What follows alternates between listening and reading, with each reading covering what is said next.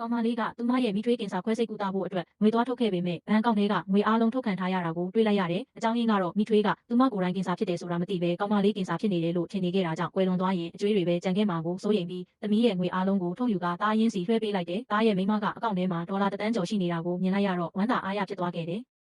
တကယ်တော့ကောင်မလေးအလုပ်ထဲရောက်နေချိန်မှာဆရာဝန်ကဖုန်းခေါ်လာပြီးသူမရဲ့မိထွေးမှာကင်ဆာရောဂါတွေ့ရှိထားလို့အမြန်ဆုံးခွဲစိတ်ကုသဖို့လိုအပ်ကြောင်းပြောကကုန်ကျစရိတ်ကဒေါ်လာ8 သိန်းကုန်ကျမယ်လို့ကြားလိုက်ရချိန်မှာကောင်မလေးဟာစိတ်မကောင်းဖြစ်သွားပြီးမိထွေးကိုကယ်ပေးဖို့ပြောကပတ်စံကိုအမြန်ဆုံးရှာပေးမယ်လို့လည်းကတိပေးလိုက်တယ်။အဲ့ဒီစကားတွေကိုသူမရဲ့လုပ်ပေါ်ကိုင်ဘက်ကကြားသွားပြီးကင်ဆာဖြစ်နေသူဟာကောင်မလေးပဲလို့နားလည်မှုလွဲသွားကမိထွေးစီဖုန်းဆက်ပြီးကောင်မလေးဆေးကုသဖို့အတွက်အလုံနားထားကြောင်းပြောပြလိုက်တယ်။အဲ့ဒီစကားကြောင့်မိထွေးဟာကောင်မလေးရဲ့ငွေအားလုံးကိုအမြန်ထုတ်လိုက်တာဖြစ်ပါတယ်။ကောင်မလေးအိမ်ပြန်ရောက်လာပြီးငွေတွေဘာကြောင့်မရှိတော့တာလဲလို့မေးတဲ့အခါမိထွေးကငါ့စီမှာထားထားတာဘာဖြစ်လဲလို့ပြန်ပြောတော့ကောင်မလေးကဒီငွေကိုအရေးပေါ်လိုအပ်နေကြောင်းပြောလိုက်တယ်။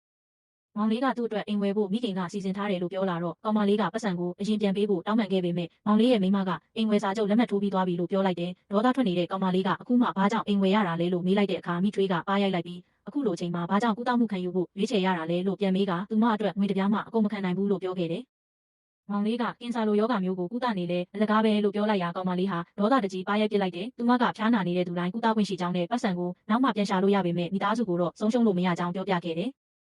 နောက်ဆုံးတော့ဘာမှမတတ်နိုင်တော့တဲ့ကောင်မလေးဟာအိမ်ကိုရောင်းချဖို့ဆုံးဖြတ်လိုက်ပေမဲ့မောင်လေးကအိမ်ပိုင်ဆိုင်မှုစာရွက်စာတမ်းကိုလူယူလိုက်တာကြောင့်ရုံးရင်းဆန်ခတ်ဖြစ်ရာကနေကောင်မလေးကောင်းထိခိုက်သွားတဲ့အချိန်မှာပဲမောင်လေးရဲ့မိန်းမကပိုင်ဆိုင်မှုစာရွက်ကိုစုပ်ပြစ်ပစ်လိုက်တဲ့ကောင်မလေးကမိထွေးကိုဒီလိုလုပ်တာနောက်တမရပါစေနဲ့လို့ပြောနေတော့မောင်ဖြစ်သူကသူမကိုအိမ်ကနေနှင်ထုတ်လိုက်တဲ့မိသားစုဝင်တွေကကောင်မလေးကွယ်လွန်သွားရင်သူမရဲ့အိမ်ကိုအမွေဖြစ်ယူမယ်လို့တောင်အားရဝမ်းသာပြောဆိုနေခဲ့ကြတယ်။တလအကြာမှာတော့ကင်ဆာဖြစ်နေသူဟာသူမဆိုတာတိတိချင်းပဲကောင်မလေးကိုအရင်ကအမားတွေအတွက်သွားတောင်းပန်ခဲ့ပေမဲ့ကောင်မလေးကတော့ခုမှလာတောင်းပန်နေလေအလကားပဲလို့ပြောကထွက်သွားလိုက်တယ်